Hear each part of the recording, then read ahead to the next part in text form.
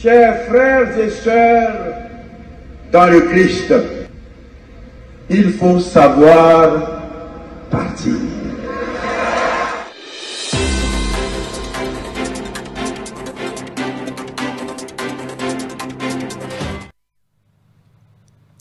Mesdames, Messieurs, bonjour. Vous êtes sur Elvic TV Résistance. Vous êtes en compagnie d'Isaac Kofi depuis nos studios de Bamako.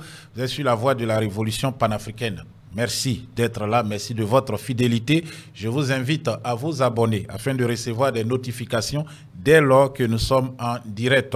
Dimanche 4 août 2024, dimanche jour de l'Éternel, dimanche jour saint. Mais en tout cas, l'Éternel n'a pas attendu ce dimanche pour adresser un message au dictateur Alassane Dramane Ouattara par la voix du cardinal Jean-Pierre Coutouan. Le Seigneur a parlé au cœur endurci d'Alassane Dramane Ouattara, ce ivre du pouvoir.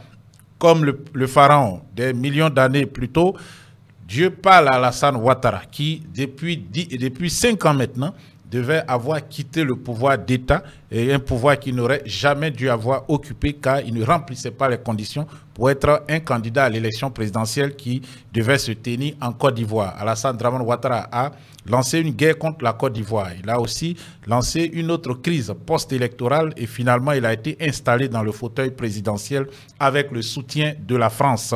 Les forces armées françaises ont participé à un coup d'État à Modovision pour installer Dramane au pouvoir.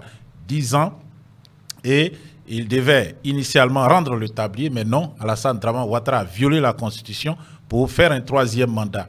À quelques mois de la fin de ce 3e mandat, l'homme refait parler de lui, il veut un 4e mandat. Personne ne le soutient, ses alliés n'en veulent pas, mais Dramane Ouattara persiste et signe.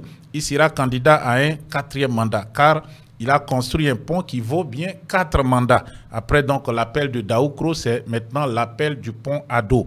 Mais comme vous le savez, au RDR, avec tout le mal qu'ils ont fait, la peur s'empare de tout le monde. Si Dramane reste, nous sommes protégés. Si Dramane part, nous devons aussi partir. N'oublions pas ce que disait Amadou Cimetière. Si nous perdons le pouvoir, nous allons nous retrouver en exil pour les plus chanceux. Mais en tout cas, le prélat, par la voix de Monseigneur Coutouan, du cardinal Coutouan, a averti Alassane Dramane Ouattara avant que Dieu ne le frappe, avant que Dieu ne mette sa main sur lui, que les millions d'Ivoiriens ne prennent les rues afin de chasser ce dictateur qui aujourd'hui est en train de les martyriser. Nous allons à la cathédrale Saint-Paul du Plateau pour écouter le cardinal Coutouan. C'était à l'occasion de l'installation du nouvel archevêque du diocèse d'Abidjan. On l'écoute. Chers frères et sœurs dans le Christ, il faut savoir partir.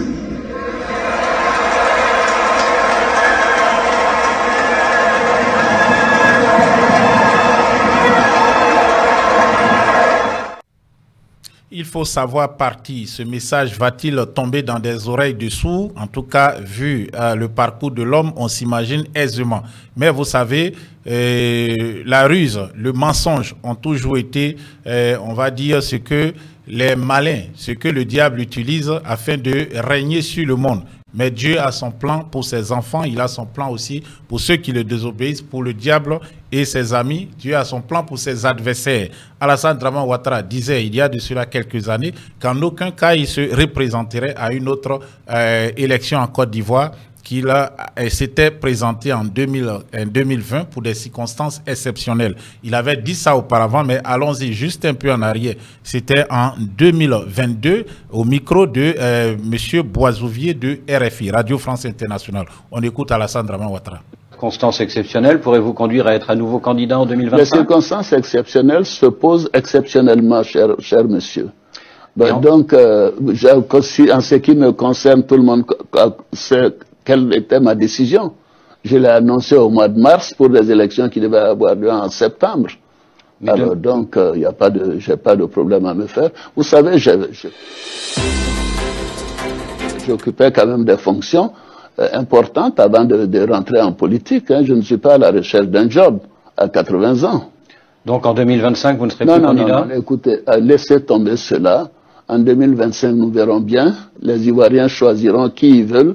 Je souhaite qu'ils choisissent quelqu'un de plus jeune que moi et mes prédécesseurs. Est-ce que vous avez déjà pensé à quelqu'un qui pourrait porter les couleurs du RHDP en 2025? Est-ce que vous l'avez choisi? Oui, j'en ai à peu près une demi-douzaine à qui je pense. Ils sont nombreux, ils sont très compétents et je suis persuadé que nous ferons un choix démocratique et nous aurons quelqu'un de très compétent pour continuer de diriger le navire Côte d'Ivoire. Voilà, j'ai une demi-douzaine de noms dans mon calepin. Ils sont très compétents. Voici ce que disait Alassane Dramane Ouattara il y a de cela quelques années. Mais maintenant, à l'orée de 2025, donc pour une autre élection présidentielle, il y a des groupes de soutien qui sont organisés un peu partout sur toute l'étendue du territoire. À cet effet, je pense qu'aujourd'hui même, une manifestation est prévue dans un lieu d'Abidjan, l'Hôtel Ivoire ou le Palais de la Culture. Je ne saurais le dire. Il y a une cérémonie qui s'est tenue aujourd'hui à Yamoussoukro à la Fondation Félix Houphouët-Boigny. Et quand je dis aujourd'hui, je veux dire, bon, en fait, hier samedi, à la Fondation Félix Houphouët-Boigny pour la recherche de la paix à Yamoussoukro, afin de réclamer une autre candidature d'Alassane Dramane Ouattara. Il y a eu des manifestations à Korogo, dans le nord du pays, avec la Coupe d'Afrique des Nations qui est présentée comme un trophée de la bonne gouvernance d'Alassane Dramane Ouattara, de la bonne gestion. Mais la réalité, elle est là à Abidjan, on le voit avec les déguerpissements, avec ces dizaines de morts lorsqu'il y a des pluies et des inondations. Et puis, bon, concernant aussi les manifestations, le RHDP a une fois de plus réitéré cette déclaration. Alassane Dramane Ouattara est le candidat. Ils lui ont demandé, en tout cas, d'accepter cette candidature. C'est une comédie politique mise en place par le même Ouattara afin de se faire aimer, de se faire supplier, de se faire demander la candidature. Donc, cela représenterait une circonstance exceptionnelle. Un mensonge éhonté donc du dictateur, le cardinal Jean-Pierre Coutois, qui s'est exprimé à la cathédrale Saint-Paul d'Abidjan Plateau, a expliqué le pourquoi. Il a expliqué ce qu'il voulait exactement dire en disant ceci: il faut savoir partir. On écoute le cardinal Coutois.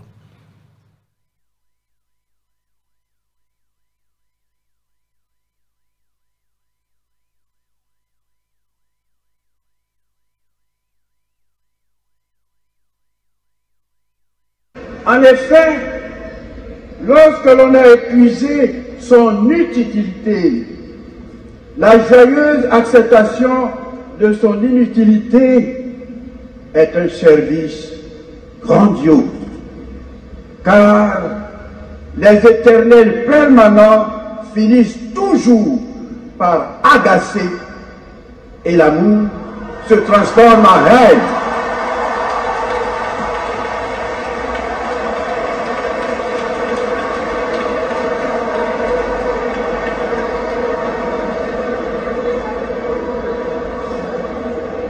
Il faut donc savoir partir.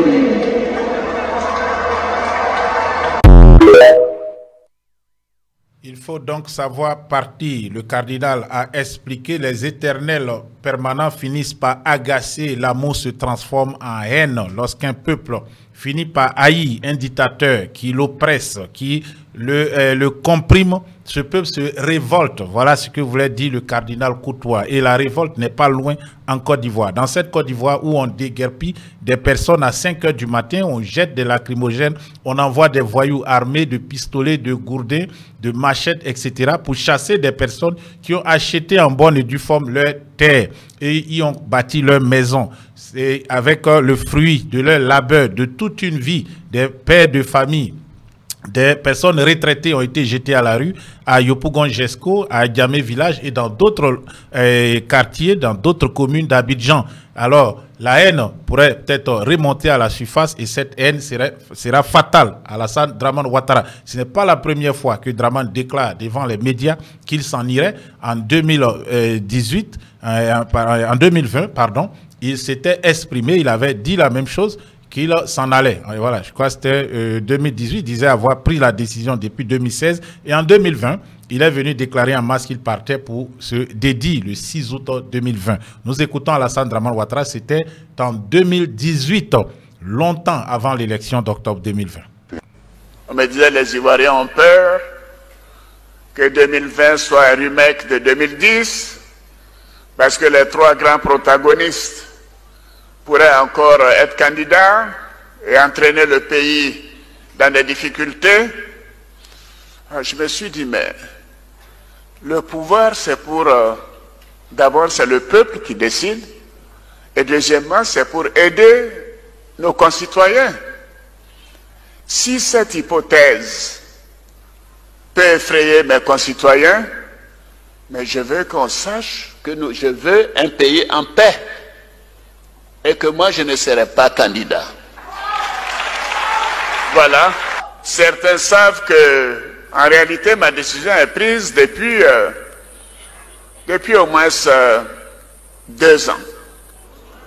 Oui, en rédigeant la nouvelle constitution, je me souviens que mon frère et ami Raga Oubou m'a dit, mais président, si on laisse la constitution comme ça veut dire que vous pouvez faire 2 autres mandats.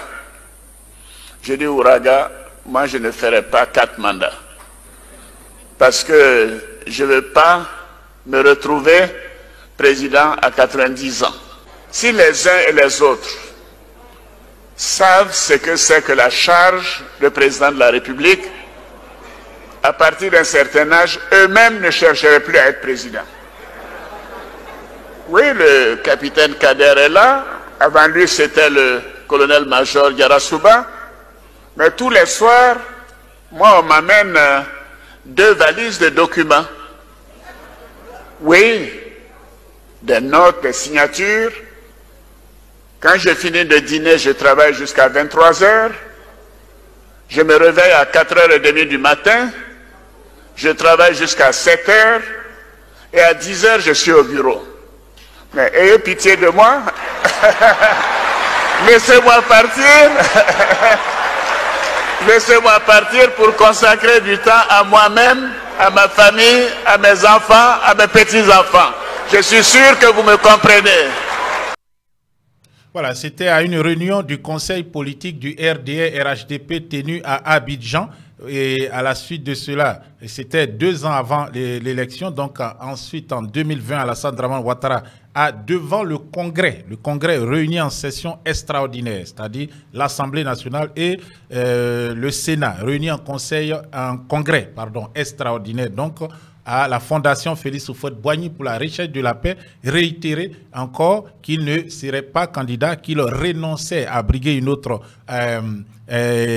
candidature, à briguer un autre mandat, à être une autre fois candidat, et parce que il souhaitait que cette charge revienne à une nouvelle génération, à une jeune génération. Et ensuite, il a aussi pour étayer ses propos, il a encore pris ce qu'il a déclaré un peu plus tôt, 2 ans plus tôt, au cours de ce conseil politique du RDR-RHDP. Mais à quelques mois plus tard, au mois d'août, exactement le 6 août, Dramane Ouattara revenait sur sa parole donnée publiquement devant la représentation nationale. Et cela a causé beaucoup de tort à la Côte d'Ivoire, mais ça c'était notre débat. Mais le bilan même d'Alassane Dramane Ouattara des 14 années, bientôt 15 années à la tête de la Côte d'Ivoire est catastrophique. On a assez ici parlé de ce qui se passe à Abidjan, les déguerpissements, les suicides et la pauvreté qui s'accroît, l'insécurité, sans oublier aussi les conflits avec les voisins, conflits diplomatiques pour le moment, qui peuvent s'aggraver et escalader en des conflits militaires. Il y a aussi la dette énorme que ce président a laissée à la Côte d'Ivoire, c'est plus de 30 000 milliards de francs CFA qui ont été empruntés au nom des Ivoiriens qui doivent payer, par exemple, les 2 prochaines années, la Côte d'Ivoire doit rembourser l'équivalent de 18 et 20 milliards de dollars, soit 12 000 milliards de francs CFA. Lorsqu'on sait que le budget de la Côte d'Ivoire est à 10 000 milliards, il faudra consacrer plus ou moins 5 000 milliards, soit de la moitié du budget de l'État de Côte d'Ivoire à rembourser la dette. À quoi a servi exactement la dette? Lorsqu'on voit que dans certaines localités, il n'y a pas de matériel dans les hôpitaux. Il n'y a pas, par exemple, de scanner, il n'y a pas de couveuse. Souvent, l'électricité manque. Il n'y a pas d'ambulance. Les routes ne sont pas reprofilées. Il y a tellement de problèmes à l'intérieur du pays. Tout est fait à Abidjan. On chasse les gens, on récupère leur terrain, on le vend à des étrangers ou on l'exploite en collaboration avec des opérateurs économiques étrangers afin de lui donner plus de valeur et ensuite on vend. C'est de la spéculation immobilière. Donc Abidjan, le grand Abidjan est devenu le bazar des pontes du régime du RDR et l'intérieur du pays est abandonné pour le moment à son compte. Le moment viendra où ils iront récupérer ces terres afin de les vendre à des exploitants agricoles. Nous revenons alors 80 ans en arrière, au moins, à l'époque de la colonisation, où les colons détenaient les meilleures terres, les plus grandes parcelles, et les indigènes, comme on appelait nos parents à l'époque, devaient se contenter de lopin de terre afin de pouvoir se nourrir. En somme, le RDR et Alassane Dramane Ouattara ont échoué lamentablement. Là où le président Félix Houphouët-Boigny et le président Henri Konan Bédié ont su construire un pays développé qui était parmi les pays émergents dans les années 70, 40 ans, 50 ans maintenant. Et après, la Côte d'Ivoire fait partie des pays pauvres très endettés. Le 30e ou parmi les 30 pays pauvres du monde dans l'indice de développement humain. Alassane Dramane Ouattara a échoué. Que doit-il faire? Lui-même a la réponse. Il le disait en 2010, parlant du président Laurent Gbagbo. Quand on est incapable de gérer le pays, on quitte le pouvoir. On quitte le pouvoir. Quand on a échoué dans les grandes démocraties, on quitte le pouvoir. Quand on n'a pas pu amener la paix à son pays, on quitte le pouvoir. Tout ce que tu as su faire, ça a été de diviser les Ivoiriens. Ça a été d'amener la guerre à la Côte d'Ivoire. Ça a été de piller les ressources avec un groupe d'amis et un clan et une tribu. Il faut... Tout ce que M. Alassane Ouattara explique s'applique clairement à son régime. Tout s'applique 14 ans après à son régime. Un échec lamentable. Les Ivoiriens, comme on l'a vu à l'église lorsque le cardinal a parlé, sont aujourd'hui impatients de voir M. Ouattara et sa bande Ali Baba et les 40 voleurs abandonner l'exécutif ivoirien, libérer la Côte d'Ivoire afin que les fils et les filles de ce pays puissent se mettre au travail et rebâtir cette Côte d'Ivoire qui d'antan, rebâtir donc cette Côte d'Ivoire qui d'antan faisait rêver. Merci en tout cas de votre fidélité à Elvic TV Résistance et surtout si vous ne vous êtes pas encore abonné, n'hésitez pas à le faire afin de recevoir les notifications dès lors que nous sommes en direct. Merci et on se retrouve très bientôt.